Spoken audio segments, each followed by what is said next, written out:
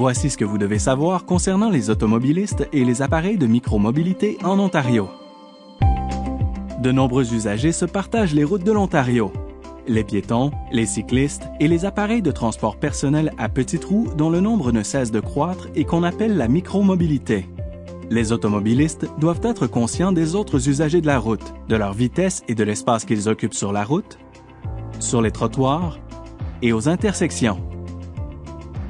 Pour circuler en toute sécurité parmi ces appareils de transport personnel, les conducteurs doivent savoir reconnaître les nouvelles infrastructures et les infrastructures modernisées. Ces infrastructures comprennent les marquages de voies partagées, qui indiquent qu'une voie peut être utilisée par les véhicules et par les vélos, les voies cyclables, qui sont destinées aux vélos seulement, et les sas vélos, derrière lesquels les automobilistes doivent arrêter aux intersections.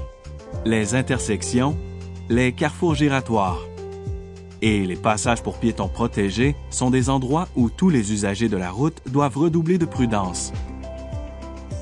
Aux intersections, n'oubliez pas ce qui suit. Avant de tourner à droite, signalez le virage. Regardez dans vos rétroviseurs, vérifiez vos angles morts et attendez de pouvoir tourner en toute sécurité. Avant de tourner à gauche, arrêtez-vous et laissez passer les usagers venant en sens inverse, y compris les cyclistes.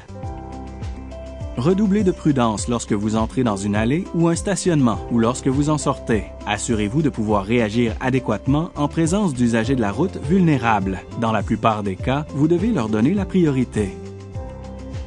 Les conducteurs doivent s'attendre à ce que les utilisateurs d'appareils de micromobilité se déplacent plus lentement, à environ 1 mètre de la bordure ou des voitures stationnées. Cependant, elles peuvent rouler ailleurs sur la voie lorsque la sécurité l'exige. Les conducteurs qui dépassent un cycliste doivent obligatoirement maintenir une distance minimale d'1 mètre entre leur véhicule et le vélo. Passer trop près d'un vélo peut entraîner une amende et des points d'inaptitude.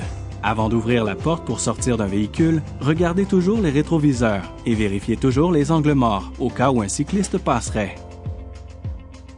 La sécurité routière est une responsabilité commune.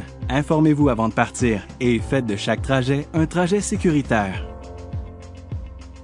Pour en savoir plus, consultez le site ontario.ca/transport au pluriel.